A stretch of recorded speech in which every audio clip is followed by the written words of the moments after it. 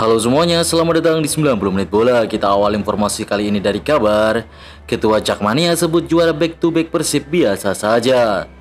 Persib Bandung menorehkan catatan manis.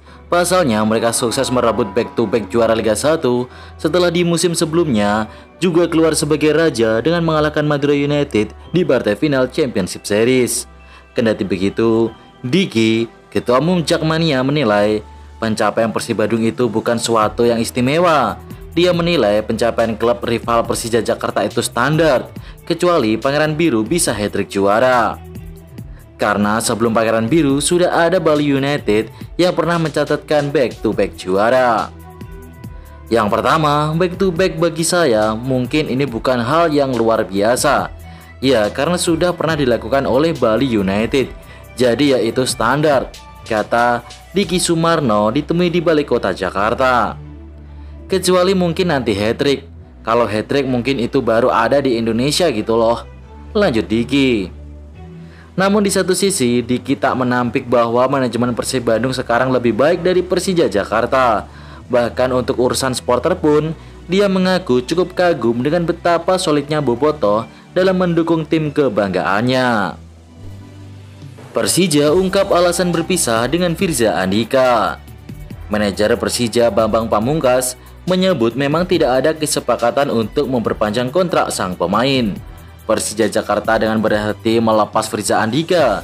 Pengumuman perpisahan itu disampaikan Persija pada Kamis 15 Mei 2025. Bambang Pamungkas mengatakan Firza tak menyepakati tawaran perpanjangan kontrak yang disodorkan Persija. Sang pemain memutuskan untuk mencari tantangan baru. Sebenarnya Firza Andika masuk rencana Persija untuk musim depan, ucap Bambang Pamungkas dikutip dari laman resmi Persija.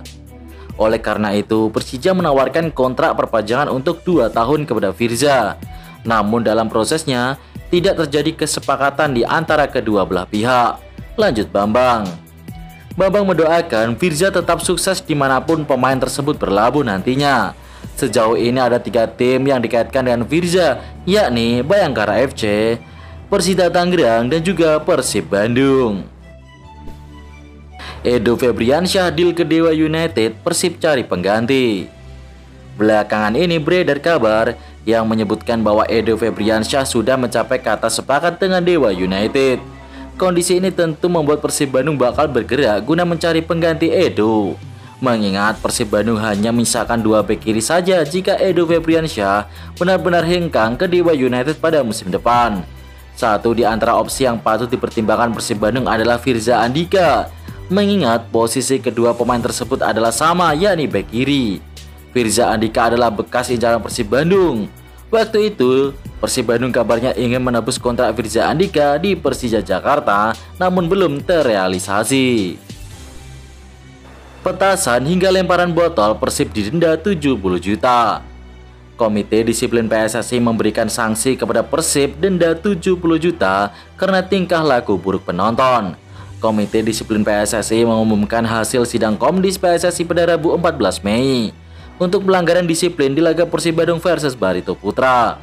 Dari mulai pengambilan keputusan wasit yang berujung pada kericuhan kedua tim hingga adanya petasan yang dinyalakan dari arah tribun terjadi di pertandingan tersebut. Total 2 pelanggaran terbukti terjadi di pertandingan tersebut yang justru disebabkan oleh penonton. Pada pelanggaran kedua, Maung Bandung dinyatakan bersalah dengan pelemparan botol yang terjadi di menit ke-89 dari tribun timur oleh penonton Persib. Komdis PSSI memastikan adanya hukuman lebih berat jika pengulangan terhadap pelanggaran tersebut kembali terjadi. PT LIB rencana Liga 1 musim depan pakai 11 pemain asing. PT Liga Indonesia baru berencana untuk menerapkan aturan 11 pemain asing Liga 1 untuk musim depan. Begini penjelasannya. Rencana itu disampaikan PT LIB seiring dengan akan berakhirnya Liga 1 musim ini. Penambahan jumlah pemain ini merupakan bagian dari strategi operator kompetisi agar klub Indonesia bisa bersaing di pentas internasional. Aturan tersebut akan diajukan ke PSSI yang nantinya akan membuat keputusan menerima atau menolak. Saat ini, komposisi pemain asing di Liga 1 adalah maksimal 8 pemain asing, yang 6 diantaranya bisa ditampilkan sekaligus sebagai starter. Kalau musim depan, yang didaftarkan 11, yang dimainkan 8. tapi tergantung PSSI yang memutuskan. Kemudian untuk musim 2026-2027, 11-11-nya bisa main. Kalau feeling saya rasanya belum dipenuhi. Tapi apakah 8 didaftarkan dan 8-nya boleh main? Saya belum punya feeling sampai ke sana, kata Direktur Utama PT LIB Ferry Paulus kepada wartawan. Dijelaskan Ferry, aturan tersebut karena ingin menyesuaikan kompetisi antar klub Asia yang membebaskan jumlah pemain asing. Harapannya klub Indonesia bisa menyesuaikan diri dengan situasi di tingkat Asia. Karena PT LIB juga ingin mendorong klub-klub Indonesia bisa unjuk gigi di pentas Asia. Dalam beberapa tahun terakhir, klub Indonesia belum bisa berbicara banyak. Hadapi Semen Padang, Arema FC tetap main di Kanjuruhan. PT Liga Indonesia baru mendapatkan kabar Arema FC masih akan bermain di Stadion Kanjuruhan di BRI Liga 1. Padahal kubu Singoedan sempat mengancam tidak bakal berlaga lagi di sana. Arema FC masih punya satu laga kandang di akhir musim BRI Liga 1. Singoedan bakal menjamu Semen Padang pada Sabtu 24 Mei. Di situs resmi BRI Liga 1, Stadion Kanjuruhan tertulis sebagai tempat laga itu digelar. Sementara itu, insiden terjadi saat Arema FC kembali bermain di Stadion Kanjuruhan melawan Persik Kediri untuk pertama kalinya sejak tragedi pada Oktober 2022. Bus Persik Kediri mendapatkan pelemparan yang mengakibatkan kaca pecah dan korban luka. Detailnya belum ketahuan. Saya juga mendapatkan laporan dari teman-teman di Malang termasuk Polres. Kalau melihat dari postur tubuhnya, fisiknya kecil gitu anaknya, ucap Ferry Paulus. Wajahnya saya tidak terlalu kelihatan dan pakai celana pendek, jadi kesannya antara 13-15 tahun, lanjut mantan bos Persija Jakarta itu.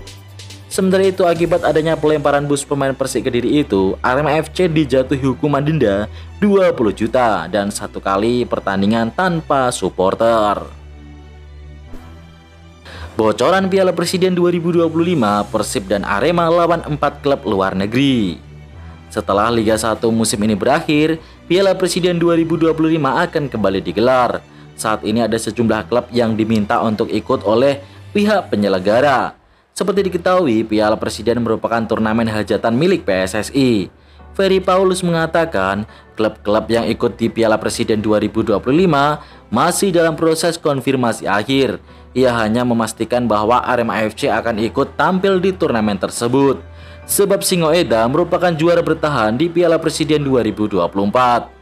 Lanjut Ferry Paulus, perencanaannya saat ini ada 8 klub yang nantinya ikut tampil di Piala Presiden. Jumlahnya sama seperti Piala Presiden 2024, 4 tim lokal dan 4 tim luar negeri. Yang sudah pasti adalah juara Liga 1 Persib Bandung dan juara Piala Presiden Arema FC. Bedanya untuk Piala Presiden 2025 akan ada klub dari luar negeri yang harus diisi oleh pemain timnas Indonesia. Andre Octaviansyah tinggalkan Persebaya ke Solo. Rumor henggangnya gelandang muda potensial Persebaya Surabaya Andre Octaviansyah mulai ramai diperbincangkan. Kabarnya Persis Solo siap menggelontorkan dana 2,17 miliar rupiah untuk memboyong pemain berlabel timnas Indonesia tersebut. Persis Solo tampaknya ingin memperkuat lini tengahnya dengan merekrut pemain yang sudah terbukti konsisten dan berpengalaman di kompetisi kasta tertinggi tanah air. Apalagi kontrak Andre bersama Persebaya akan habis di akhir musim ini, membuka peluang besar bagi klub lain untuk merekrutnya tanpa biaya transfer. Selama membela Persebaya, sejak 2022, Andre mencatatkan total 52 penampilan di semua kompetisi. Dari jumlah itu, dia sukses mencetak 1 gol dan menyumbang 2 assist. Patrick Kluivert sibuk party daripada fokus timnas Indonesia. Selang laga penting timnas Indonesia kontra China dalam lanjutan kualifikasi Piala Dunia 2026, sorotan tajam justru tertuju pada sosok sang pelatih Patrick Kluivert. Mantan striker timnas Belanda itu dinilai tidak profesional dan tak fokus. Bahkan disebut-sebut punya kemiripan gaya kepelatihan dengan Jurgen Klinsmann, ex-pelatih Korea Selatan yang dipecat usai kegagalan di Piala Asia 2023. Kritik tajam ini pertama kali mencuat lewat media Korea Selatan, yakni News MT Korea. Dalam pemberitaannya, media Korea mengkritik keras Kluivert yang dianggap malas dan tidak berdedikasi penuh terhadap tim yang ia latih. Kritik itu muncul setelah Kluivert diketahui menonton laga El Clasico di Spanyol serta menghadiri konser dan pesta bersama bintang internasional alih-alih memimpin langsung persiapan timnas melawan dua laga berat yakni China 5 Juni dan Jepang 11 Juni. Yang membuat situasi makin memanas nih, akun Instagram Patrick Kluivert sendiri memperlihatkan ia masih berada di Belanda. Bahkan sempat terlihat berpesta dan menonton konser rapper Travis Scott. Sementara itu, Patrick Kluivert juga enggan tinggal di Indonesia dan memantau bakat-bakat lokal yang tengah bersinar. Hal ini semakin memperkuat anggapan bahwa ia tidak benar-benar mengenal kekuatan liga lokal maupun perkembangan pemain di luar negeri. Highlight dari Liga 1 dan klasemen sementara. Bantai, Malut United berhasil mengajar PSS Semarang dengan skor 5-1. Yance Sayuri tampil cemerlang dengan mencetak hat-trick. Pemain PSIS sepertinya sudah pasrah. Ini merupakan kemenangan terbesar Malut United musim ini. Sementara itu pertandingan lainnya, Persita Tangerang versus Persib Bandung berakhir imbang 2-2. Persib hampir menang namun sundulan Ryuji di injury time buat Persita berhasil samakan kedudukan. Supporter Persita menyalakan flare di pertandingan ini dan ada sedikit kerusuhan sehingga dipastikan akan terkena sanksi dari Komdis PSSI. Dari hasil Liga 1 hari ini, Madura United berhasil menang atas Bali United dengan skor 0-2.